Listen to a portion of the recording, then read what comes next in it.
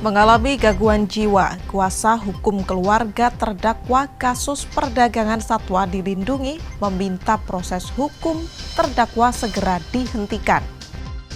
Harga cabai naik 2 kali lipat, namun pedagang mengeluh kualitasnya jelek. Menikmati aneka penyetan prasmanan dengan harga murah meriah di Kabupaten Klaten.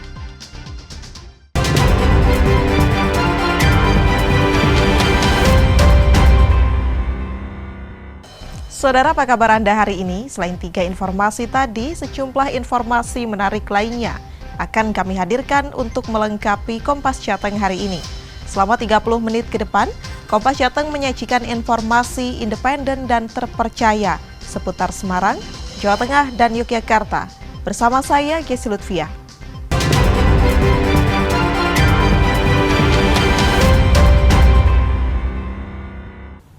Mengawali Kompas Jateng pagi ini, Saudara, kuasa hukum keluarga terdakwa kasus perdagangan satwa dilindungi berupa beruang madu dan kukang Jawa meminta proses hukum segera dihentikan lantaran terdakwa diketahui mengidap gangguan jiwa.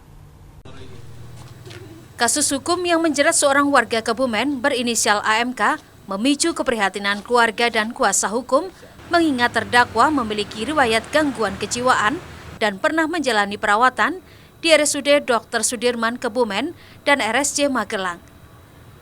Kuasa hukum keluarga terdakwa Joko Susanto menegaskan bahwa proses hukum kasus perdagangan satwa dilindungi yang masih berlanjut hingga saat ini harus dihentikan.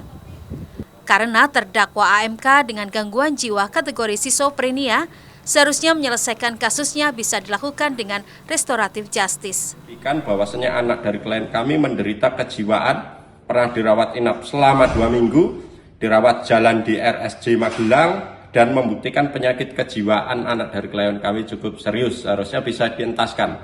Kami menyesalkan kenapa kok perkara ini harus dibawa ke persidangan. Kami saja sebagai kuasa hukum dari keluarga terdakwa mendampingi perkara ini murni secara pro deo atau secara gratis. Kami terpantik untuk memberikan pendampingan hukum maksimal. Kenapa kok ya penyidik kepolisian Polda Jawa Tengah dan Kejaksaan Negeri Kebumen harus mempermasalahkan sampai ke ranah persidangan dan harus ditahan.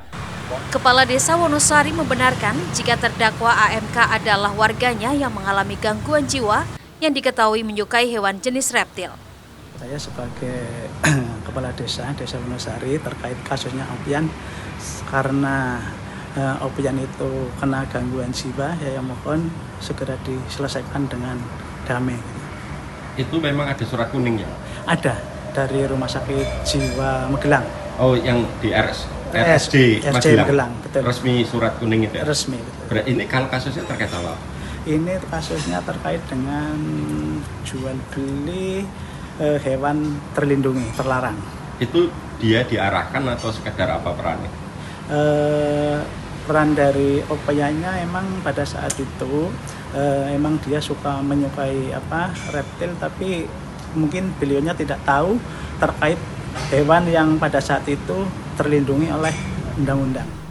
Dalam aturan disebutkan pada pasal 44 KUHP, orang yang melakukan perbuatan dalam kondisi gangguan jiwa tidak dapat dimintai pertanggungjawaban pidana.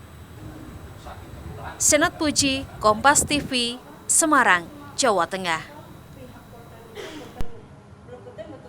Kita beralih ke sorotan lainnya, Saudara. Pemerintah Kota Semarang menggelar apel siaga menghadapi musim hujan sebagai bentuk mitigasi bencana di halaman Balai Kota Semarang.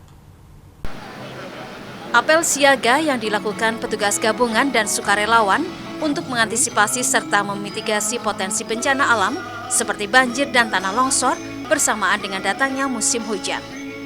Selain menyiapkan seluruh personil dan peralatan, pemerintah Kota Semarang juga menghidupkan kelurahan tanggap bencana untuk melakukan deteksi dini kejadian bencana di wilayahnya masing-masing. Ini sudah mulai proses hujan, mulai datang agak rapat gitu ya.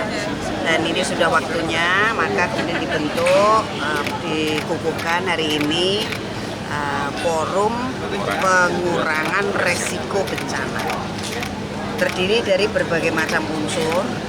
Para sekretaris dinas wajib menjadi unsurnya. Supaya apa? Proses mitigasi bisa dilakukan dengan membangun sinergi.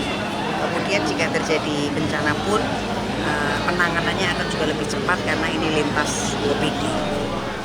Demi menunjang kesiapsiagaan menghadapi potensi banjir, berbagai sarana prasarana disiagakan, mulai dari armada penyelamatan, perahu karet, hingga tim medis dan logistik. Selain itu, pemerintah Kota Semarang juga masih melakukan upaya pembenahan saluran air untuk mencegah banjir. Heri Widodo, Kompas TV, Semarang, Jawa Tengah. Sementara itu, Saudara, Gubernur Jawa Tengah Ahmad Lutfi meminta kepada seluruh kepala daerah untuk mengaktifkan dan mengefektifkan kembali Jogotongo dan sistem keamanan lingkungan atau Siskampling di wilayahnya masing-masing untuk meningkatkan kewaspadaan dini di tingkat desa atau kelurahan. Untuk menjaga wilayah Jawa Tengah tetap kondusif, Kamis malam, Gubernur Jawa Tengah Ahmad Lutfi menyambangi 3 wilayah yang menggiatkan sistem keamanan lingkungan atau Siskampling. Di 3 wilayah ini, Gubernur Ahmad Lutfi berpesan kepada masyarakat untuk bersinergi dengan TNI Polri dalam menjaga wilayahnya masing-masing. Sehingga diharapkan Jawa Tengah yang selama ini dikenal dengan kerukunan warganya akan ditingkatkan, sehingga keamanan investasi di wilayah tersebut berkembang. Jadi pos Kampling ini kita hidupkan kembali. Dulu di Jawa Tengah ada namanya Jogotongo, Jogowargo pada saat COVID-19. Kita sekarang tidak lanjutin untuk melakukan penguatan masyarakat di Batisbah. Jadi dari masyarakat, oleh masyarakat, dan untuk masyarakat. Kalau semuanya RT, RW semuanya melakukan pos Kampling di seluruh wilayah, kemudian seluruh kepala desa melakukan, seluruh orang melakukan, barang tidak mungkin dari 3 kabupaten kita sudah bisa mandiri terkait dengan kegiatan pengamanan wilayah. Karena apa? Ketertiban keamanan itu bukan tanggung jawab TNI Polri, tetapi pemerintah dan masyarakat ikut serta. Jadi kekuatan Jawa Tengah itu adalah adanya kerukunan bersama-sama, wujudnya RT RW. Salah satu warga Kuningan, Kecamatan Semarang Utara, Kota Semarang mengaku giat Siskampling di wilayahnya sudah dilakukan sejak lama dengan memberdayakan seluruh warga. Jadi kebetulan ada sih di sini petugas jaga, piket sih, cuman tidak seperti di hari-hari besar atau malam minggu itu hampir kita rata-rata kehadiran itu hampir sampai mau 50 orang. Kita patroli wilayah tiap hari, kita datangin itu mungkin anak-anak kayak yang di jalan itu dikasih pembinaan, paling suruh masuk rata-rata kalau memang itu warga kami, itu Pak RT-nya mengenal. Makanya kalau memang bukan warga kami, ya itu paling-paling langsung kalau kita nggak bisa nanganin, kita sinergi sama masyarakat. Artinya menyambut baik lebih efektif ini ya Pak? Lebih efektif. Gubernur Jawa Tengah Ahmad Lutfi juga meminta masyarakat harus ikut terlibat dalam pengamanan lingkungan. Selain bisa mendeteksi dini adanya kerawanan tindak kriminal, juga bisa mendeteksi timbulnya bencana yang mungkin terjadi di wilayahnya. Heri Widodo, Kompas TV, Semarang, Jawa Tengah. Harga cabai naik 2 kali lipat, namun pedagang keluhkan kualitasnya yang jelek. Informasinya sesaat lagi hanya di Kompas Jateng.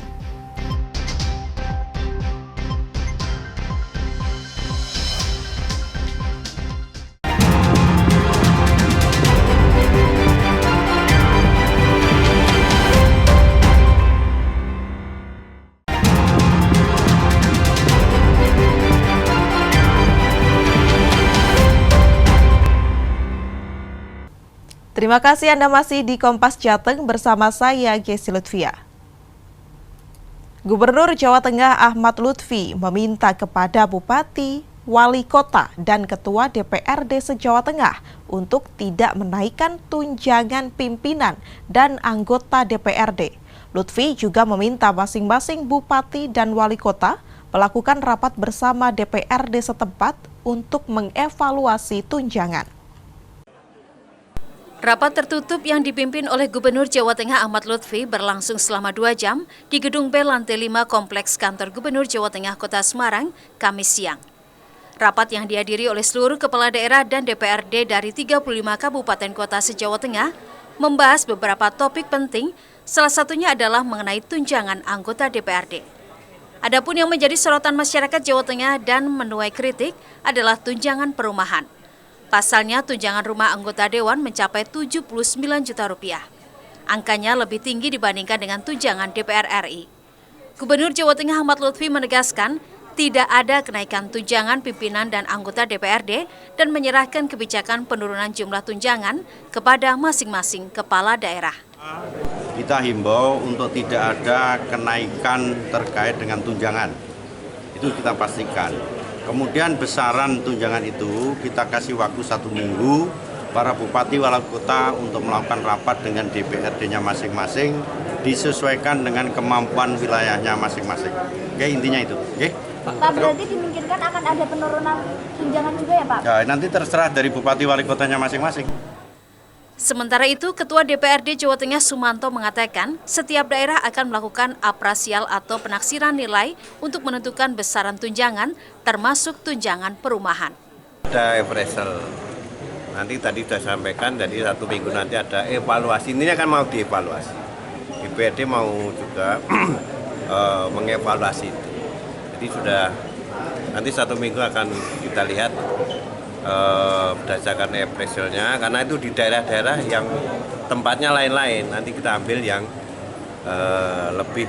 Appraisal itu artinya dikurangi atau gimana nanti Pak? Ya kan namanya evaluasi dikurangi nanti. Wah, dikurangi ya Pak ya? Iya. Ya.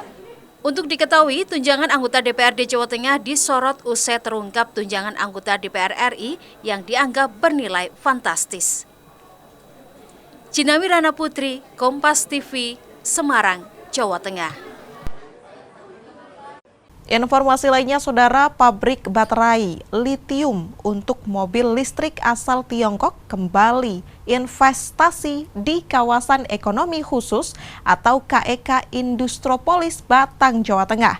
Rencananya 1.000 pekerja lokal di tahap pertama akan direkrut sehingga diharapkan bisa meningkatkan taraf hidup perekonomian warga.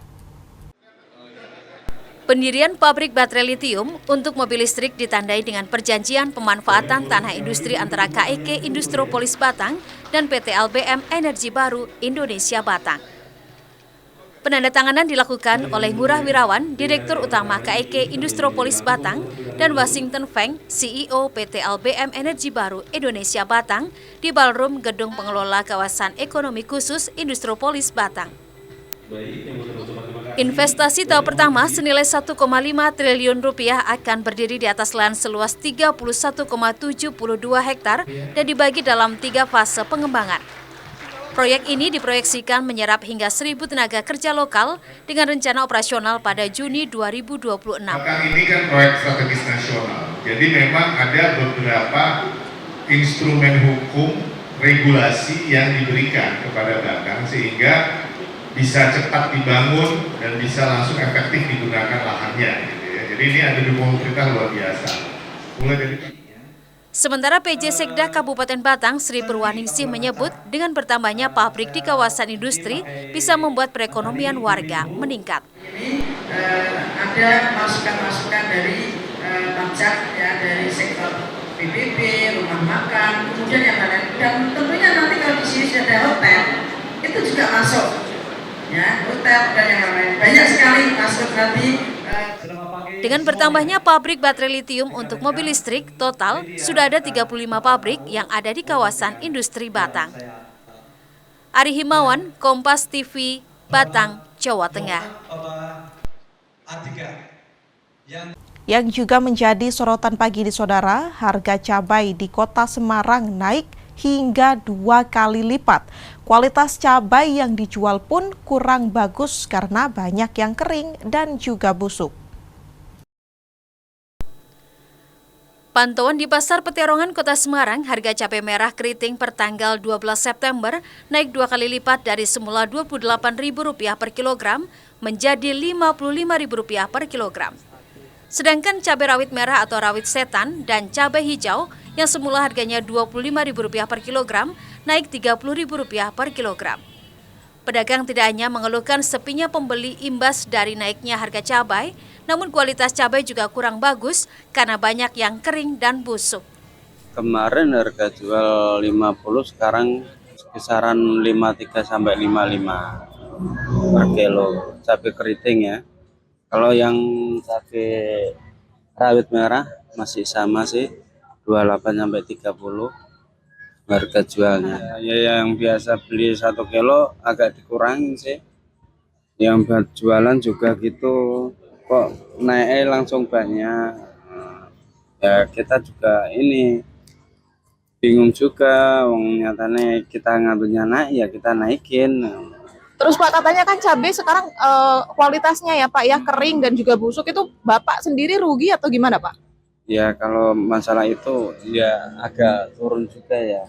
Soalnya kan kalau barangnya jelek pasti kita buang, nggak bakalan kita jual.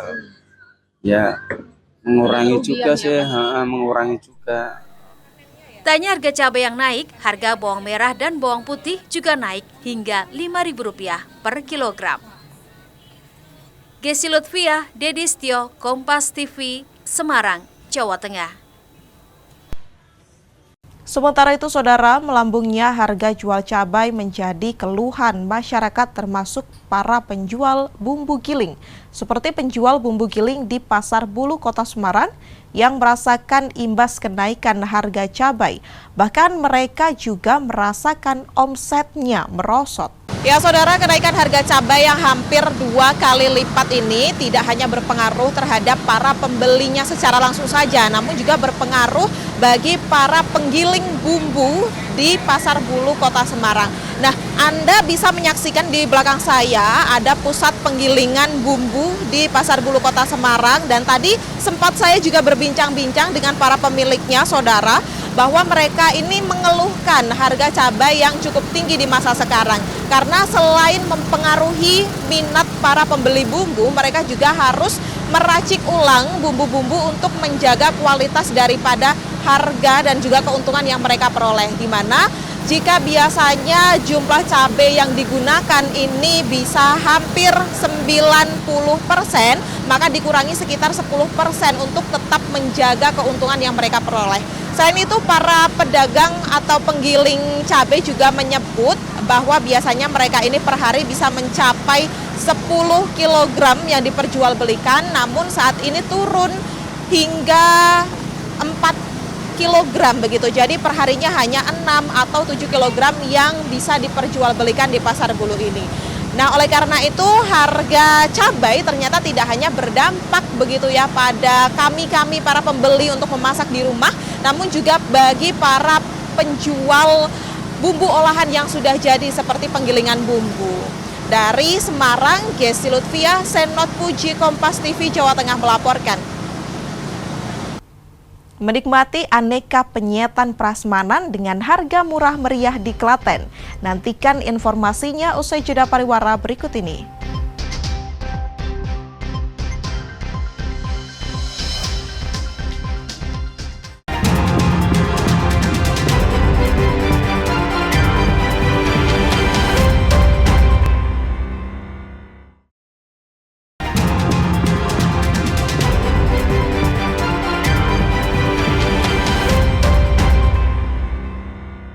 Saya Gesi Lutfiah kembali bersama Anda di Kompas Jateng. Saudara, ratusan warga Kabupaten Batang, Jawa Tengah mengikuti lomba masak ikan yang diselenggarakan nelayan setempat sebagai kampanye gemar makan ikan, sekaligus sebagai upaya agar pemerintah memasukkan menu ikan dalam menu makan bergizi gratis. Terbagi dalam 46 kelompok, ibu-ibu nelayan Batang terlihat asik mengolah dan memasak sejumlah menu masakan yang semuanya berbahan dasar ikan.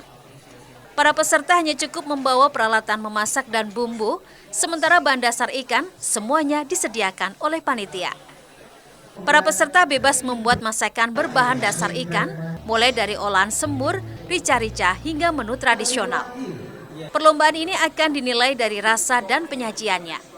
Panitia mengutamakan kelompok pemenang jika bisa membuat menu masakan yang disukai oleh anak-anak atau Gen Z.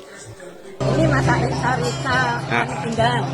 Ini pindang original. Ini nanti Jaya Mas ketinggalan di mobil. Oh. Diambil ya. Udah waktu berapa lama Bu untuk masak gini? Sampai 45 menit udah selesai. Udah selesai. Lomba masak pindang kita adakan tujuannya untuk mengenalkan kepada para Gen Z, anak-anak muda untuk menyukai masakan ikan, pindang, dan bisa memasaknya, mengolahnya. Ada berapa peserta ini? Ini total 48 peserta. 48 peserta. Ya. Satu kelompok berapa orang? Satu tim ada 3 orang, yang terdiri satu itu umum, usianya itu bebas, yang kedua itu Gen Z. Nah ini dia perannya Gen Z ini untuk bisa mengolah ikan dan bisa menyukai ikannya. Jadi masakan di sini itu nanti kategori juaranya itu adalah yang disukai oleh Gen Z. Lomba masak berbahan dasar ikan ini merupakan inisiatif dari para nelayan setempat sebagai kampanye gemar makan ikan. Kegiatan ini juga sebagai bentuk protes karena ikan tidak dimasukkan dalam menu makan bergizi gratis, kendati nilai gizinya cukup tinggi. Era sekarang, anak-anak sekarang itu tidak suka makan ikan. Yang pertama itu. Terus kedua, program pemerintah yaitu MBG yang dari atas itu dengan dianjurkan untuk ikan, tapi kenyataannya tidak ada yang menggunakan ikan, padahal ikan adalah sumber protein tinggi. Para nelayan berharap olahan ikan bisa masuk dalam menu makan bergizi gratis yang dicanangkan oleh pemerintah. Selain murah dan bergizi, penggunaan ikan dalam menu makan bergizi gratis juga bisa membuat kesejahteraan nelayan meningkat. Ari Himawan, Kompas TV, Batang, Jawa Tengah. Informasi tentang kuliner, Saudara. Sebuah warung makan di Kabupaten Klaten, Jawa Tengah menyajikan kuliner aneka penyetan dengan konsep prasmanan, ambil sepuasnya, dari mulai lauk hingga bebas tambah nasi dan aneka pilihan sambal. Dan berikut liputannya untuk Anda. Warung makan lesehan Mas Arjo yang terletak di Desa Kedungan, Kecamatan Pedan, Kabupaten Klaten, Jawa Tengah menyajikan kuliner yang tidak asing lagi di lidah warga Jawa Tengah. Apalagi kalau bukan aneka penyetan olahan daging ayam, bebek, serta aneka jenis air tawar. Nah, uniknya warung makan ini berkonsep prasmanan. Di sini, pengunjung ditawarkan ambil sendiri lauk yang dipilih dan bisa tambah nasi sepuasnya. Eits, tidak hanya nasi, tapi juga 4 pilihan sambal mulai dari sambal lombok ijo, tomat, terasi, dan bawang juga bisa tambah sepuasnya. Salah satu pengunjung mengaku sudah 3 kali datang ke warung makan Mas Arjo karena ketagihan dengan kelezatan bebek bakar dengan bumbu rempah yang meresap. Bebek bakar. Rasanya gimana, Mbak? Enak, bumbunya kerasa, mantep. Baru pertama kali kesini atau sudah sering kesini? Udah ketiga kalinya. Apa yang membedakan masakan di sini dengan yang lainnya, Pak? Di sini tuh kerasa enak bumbunya. Terus untuk yang lain-lain tuh kayak nasi bisa nambah, terus sambalnya juga free refill sama lalapannya kayak gitu. Menunya lengkap komplit sih, Mas, daripada yang lainnya. Pemilik warung makan menjelaskan ia sengaja membuka warung makan berkonsep prasmanan agar pengunjung bisa mengambil pilihan menu sepuasnya, termasuk tambah nasi sepuasnya. Karena menurutnya, makan enak tidak harus dibatasi. Pengunjung yang datang tidak hanya dari Kabupaten Klaten saja, namun juga dari Solo, Semarang, Yogyakarta, Kediri, dan juga Jakarta. Dalam sehari warung makan ini bisa menghabiskan 80 kg ayam dan bebek serta ikan air tawar. Kita yang membedakan, kalau warung lainnya datang disajikan. Kalau di kita mulai dari lauknya bisa ambil sendiri sepuasnya. Kemudian nasi juga ambil sendiri. Nasi, lalapan, sambal pun kita juga kita ambilkan tapi bisa nambah sepuasnya. Free refill, artinya seperti itu. Sambelnya kita ada bawang, terasi, tomat, lombok hijau. Nah, ini kita yang paling murah mungkin di area Klaten. Jika Anda mampir di warung makan lesehan Mas Arjo ini, tak perlu khawatir soal harga. Untuk menikmati aneka penyetan, Anda cukup merogoh kocek mulai dari Rp1.000 untuk kulit ayam, tahu, dan tempe, hingga Rp35.000 untuk menu ikan gurame. dan Anda bebas tambah nasi serta sambal sesuai selera. Nah, enak dan murah kan? Nicholas Irawan, Kompas TV, Klaten, Jawa Tengah. Informasi tadi sekaligus mengakhiri Kompas Jateng hari ini. Saya, Gesi Lutfiah, mewakili kerabat kerja yang bertugas, mengucapkan terima kasih atas perhatian Anda. Selamat mengikuti acara kami selanjutnya, Kompas TV, independen, terpercaya. Sampai jumpa.